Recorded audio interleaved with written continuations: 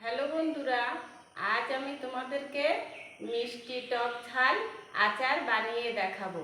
আজ আমি বাজার থেকে এই 12 মেশে আমটা কিনে এনেছি। এই আমটা 12 মাসই হয়। দেখো আমি এটাকে কেটে কী করে কাটতে হবে আমি তোমাদেরকে দেখাচ্ছি। এই গোটাটাকে এইভাবে কেটে নেবে, আর আমটাকে আমি খোসা সহিত বানাবো, কারণ এই খোসা সময় আচার আমার খুবই ভালো লাগে। দেখো আমটাকে আমি এইভাবে কেটে নিচ্ছি,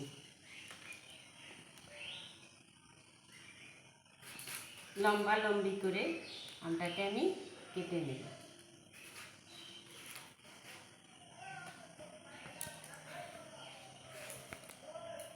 এবার আমি এটাকে একটু হলুদ আর লবণ মাখিয়ে নেব।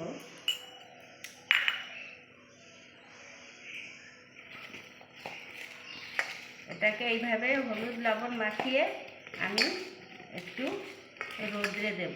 জলটা 1 ঘন্টার মতো রোদ্রে দেব, জলটা একটু শুকিয়ে নেব। এই আমগুলিতে বেশি আঁশ হয়নি, এই জন্য আমি এটাকে খোসা সহিত নিয়েছি, আর দেখতেও সুন্দর লাগে খোসা সমেত আমের। আর আমি এটাকে যতক্ষণ রোদ্রে দেব ততক্ষণে আমি এই মশলাগুলিকে বানিয়ে নেব। 5 ফোড়ন নিয়েছি, ধনে নিয়েছি, কটা শুকনো লঙ্কা আর গরম মশলা, আর আমি সাদা আর কালো সর্ষে একই সাথে মিশিয়ে নিয়েছি। এটাকে আমি মশলা বানিয়ে নেব। ওই আমটাকে রোদ্রে দিয়ে এসেছি, এখন আমি মশলাটাকে বানিয়ে নেব। একটু ভেজে নিই, লঙ্কাটা একটু ভাজা ভাজা হয়ে যাবে।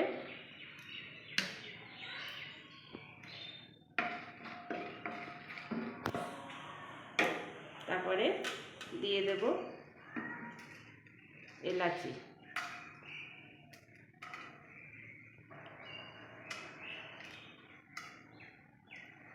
লঙ্কাটা একটু লাল লাল হয়ে এসেছে। এবার দিয়ে দেব ধনে,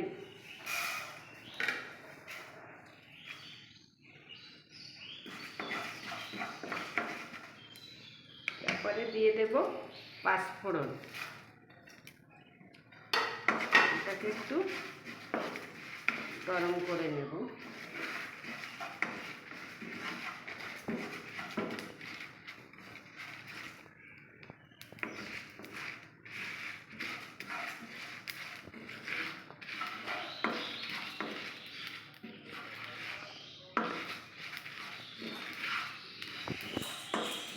যখন এটার থেকে গন্ধ বেরোতে শুরু করবে তখন দিয়ে দেব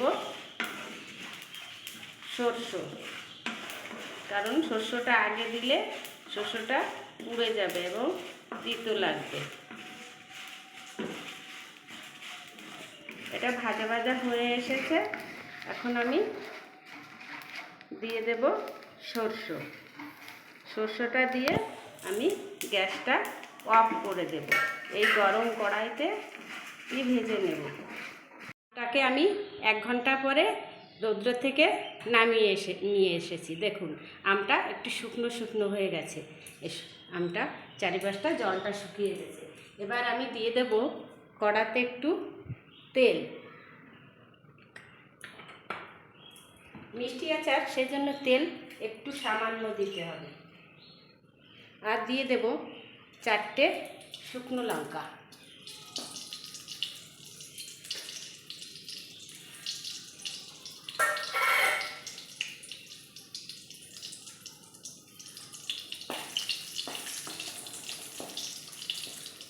আর দিয়ে দেব 5 ফোড়ন।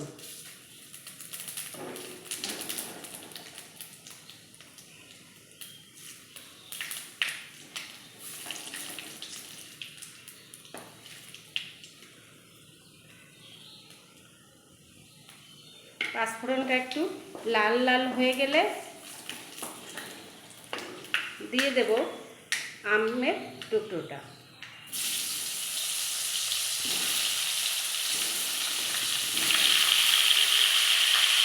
দিয়ে এটাকে একটু নেড়ে চেড়ে নেব। এবার এটাকে নেড়ে চেড়ে হালকা আঁচে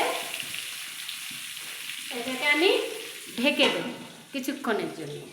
এবার ঢাকনাটা দিয়ে দেখব আমগুলি সিদ্ধ হয়ে গেছে।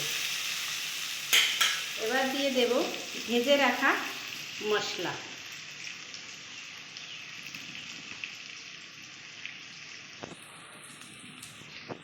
এই ভেজে রাখা মশলাটা তো আপনাদেরকে দেখিয়েছিলাম, ধনে, পাঁচফোড়ন আর গরম মশলা আর লঙ্কা একসাথে ভেজে পেস্ট করে নিয়েছিলাম, সেই মশলাটাকে আমি দিয়ে দিয়েছি।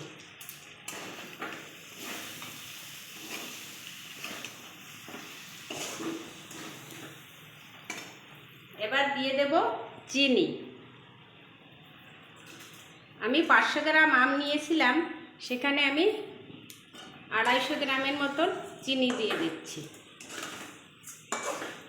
গুড় দিয়েও আপনারা করতে পারেন, কিন্তু আমার কাছে এখন গুড় ছিল না, তাই আমি চিনি দিয়ে করেছি। এটাকে কিছু সময় চিনিটা গলতে দেব। আচারটা আমার হয়ে গেছে, চিনিটা গলে গেছে। এই চিনিটার জন্য একটু জল ছেড়েছে, কিন্তু এটা পরে রেখে দিলে 1 বছরের মধ্যে আপনারা রেখে দিতে পারবেন। এবার এটাকে আমি নামিয়ে নেব।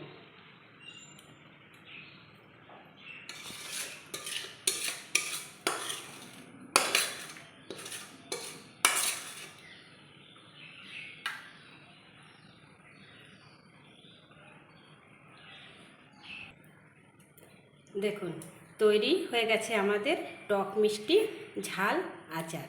এটাকে আপনারা 1 বছর পর্যন্ত ঘরে রেখে খান, যখন ইচ্ছা হয় তখনই একটু একটু করে খেয়ে দেখবেন।